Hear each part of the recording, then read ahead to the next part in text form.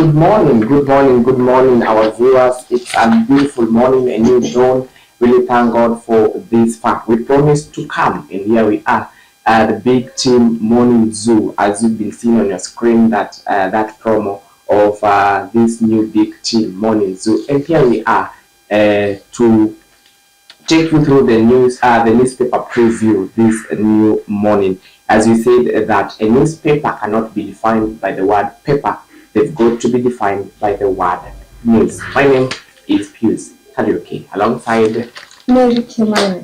Good morning. Good morning too. We have come. Yeah, Show ndio tunasema show mchanga. Yeah, it's a new show, it's a young show. Yeah. And here we shall be breaking into politics. We shall be looking matters affecting the social, the society, and also outside the country. Yeah, the sports also. Yeah. And talking of the outside the country, starting with the standard. Yeah. We have the standard here. Yeah.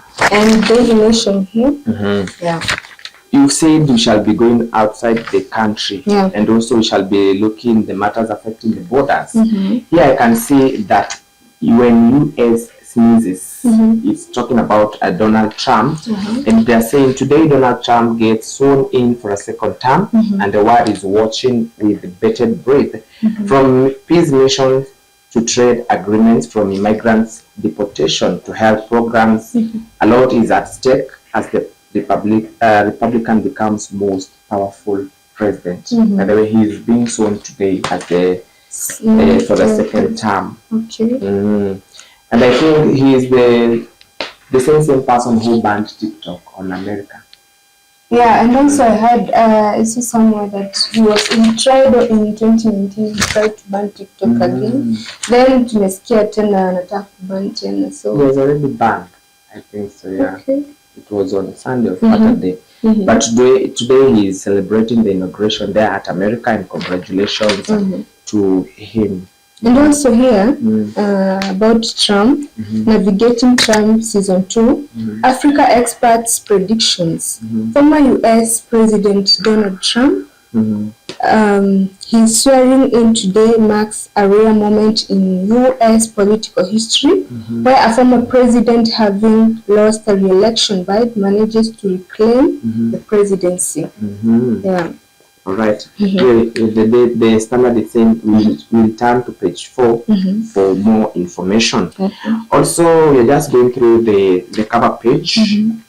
Coming back to our country now, Kenya. Ruto said, failed youth you are now inciting. Now, President Ruto was talking yesterday at Bungoma. He says, we don't need to incite our children to engage in violence and chaos. And do you know whom he's telling?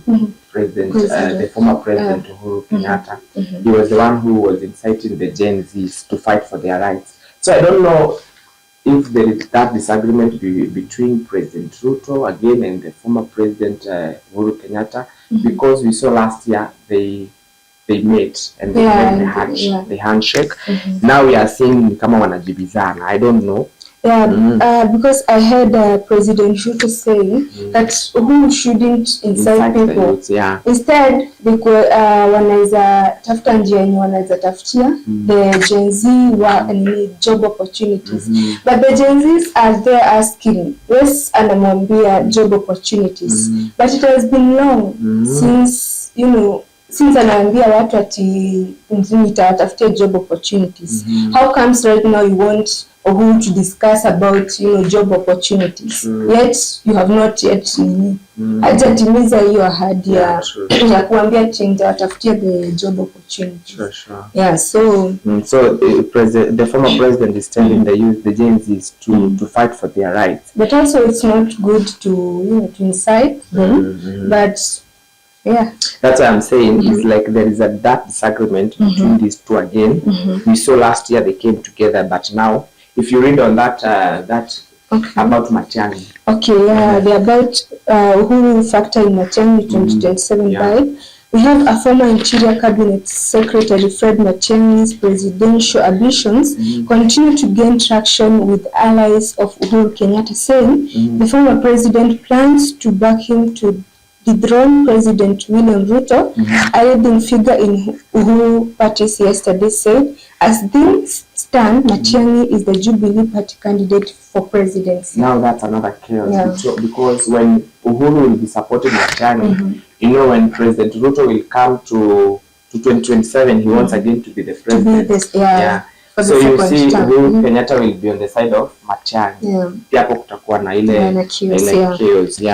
So we don't know how it will be, as is to watch and to tell you what will be happening. Yes. Also, I can see here about that President Ruto and President Uhuru Kenyatta. We shall be looking it on page 10. And then, also this one for Matiang'i, we shall look it at page 4. All right. Who wanted Fairy Molo activist dead? This is an activist who was found dead in Molo, Nakuru County.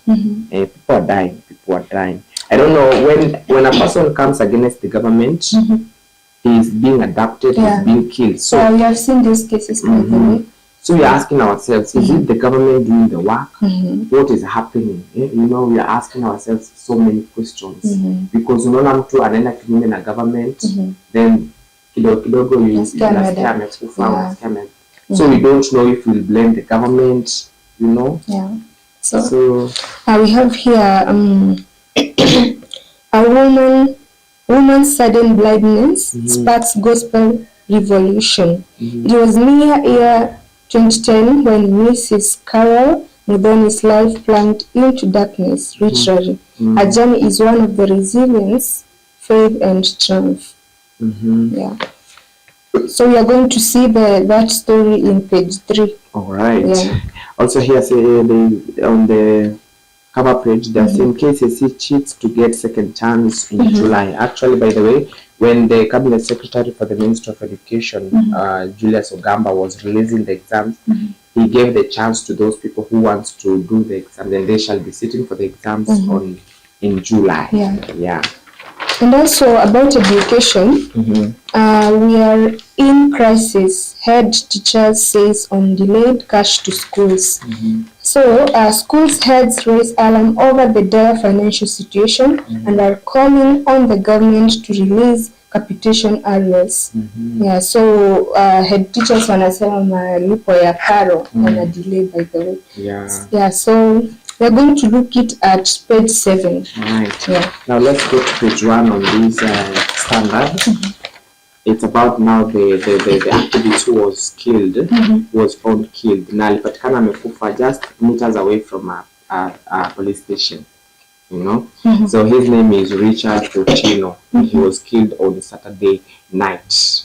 He is an activist who is against the government, you know. And he is also against one of the MP in Nakuru, Bonjiri. So many questions we saw yesterday. Residents from Molo, they were protesting against these matters, why people are being killed, you know. So up to now we cannot give the full information on what happened, but the standard is saying he was found killed on Saturday night. And also the point that we are talking about, the Gen Zs, of the Uhuru inciting the Gen Zs, and you could find some Gen Zs saying that Uhuru, the President William Ruto should stop the abductions, the killing of people. So I think it should stop. We should say that. That's why we are really asking ourselves, is it the government doing these things, or who are they? Who are these people who are abducting people and killing? Naona wanaua watu ambao wako against the government. So you know, we cannot say government. We can say, but mostly of the people are suspecting the government. We don't know. We are not sure. We are not sure. And we cannot tell you what is not there. On your page 1. Page 1. It's about the Trump. The Navigating Trump Season 2, African Expert Predictions. And we have said when we were introducing that he will be sworn in today. He's going to the second term. But America mkona kibarua because mumondolewa TikTok. I don't know. Let's see what is going to happen. I don't know if it will happen to our Kenyans. Like kuna watu wanasema sisi wajua wanategemea TikTok. What are they going to do? By the way, this social media plays. So Kenya tukitolewa TikTok, majenzi wataenda kwa barabara. Kwenye huwa anategemea hapo. Kama una side hustle. Anze kutafuta mapema. Yeah. Because it can also happen in our country. Yeah. You know? So we don't know. And we don't know the reason why they did that. Maybe they are misusing that app. Yeah. You know, nowadays social media inaharibu watu mostly. So, and also I'm wondering about, Americans are not the one who introduced that TikTok. They are Chinese. So how are they going to react? That's it's so sad. But we shall see now, because the man is going to take over the seat. Let's see how he will conduct those people in America. Also on page 4 on my side, we are talking about the President William Ruto. He was talking yesterday at Cheptais Boys High School in Bungoma, and where he was saying, now you see these people always talk wanaongea kwa mafumbo, you know, but as who are watching, we know they are directing to this person, you see, because President Ruto is saying that they should not invite the youths into the matters of the government or what, you know. Nako tukajua tu he was telling the President William Ruto. No, President, the former President Uhuru Kenyatta. Yeah. On your side, on page 2. Let's go to page 3 about this woman sadness blindness backed gospel revolution. So it was New Year 2010 when Mrs. Carol Modern life plunged into darkness, literally. She went to bed into her eyesight intact, but woke up blind on January 2. And she was 25 years old, married for 8 years, and had 2 children. It also marked the worst nightmare of her life then, and she was married to an 8-year and a mother to an 8-year-old daughter and son. What immediately came to mind was that his or her in-laws had finally bewitched her. Although she has since regained her confidence after becoming a gospel artist and training in braille, embroidery and massage, her story is one of the fate determined to test her and her continued refusal to yield. So this is about this woman who got blindness. It was 2010 when she was 25 years old, and you can see she was married. Yeah, so I don't have much to say about her. Yeah, so let's go to page 4. On my side, there are this group of women who block a section of the Joko Road. This one was not on our cover page, but I feel we should talk about it. They are women wanaonekana wako na mattress wanafunga barabara. So it's saying the group of women block a section of the Joko Road in protest after their stalls were demolished by the government in Botela area yesterday. Wow, so sad. Walibomolewa biashara zao, nyumba zao. So you see they had to go with their mattresses and their and it's by the government. So I don't know what's happening between the government and the people. It's so sad, very, very sad, and we pray that the action will be taken to them as soon as possible. So here about the Matiang'i, who factor in Matiang'i's 2027 bid. So you can see Matiang'i recruited globally recognized firm to lobby for his prospects as the 6th president of Kenya. But do you think President Ruto will come back to be the president in 2027? I don't think so, and sometimes I think so. So it's according to the Kenyans. But this Kenya is full of corruption. We don't know. Yeah. We don't know what will happen. Actually, many people are proposing Matiang'i to be the president. Matiang'i to be the president. He was once a minister, cabinet secretary of education. Sure. So according to how he was, the person he was when he was a CS of education, they think he can be a good president according to how he was. So we don't know what will happen. I cannot talk too much because it's just few years. We are on 2025. The election will be done on 2027. So we wait and see what will happen. Itokane kivumbi. Yes. When the Wakenya wataamua. Yeah. And so rampant attacks on teachers due to poor KCSE results. Yes, this is about the results that came. We saw many children killing themselves, by the way. I saw that case.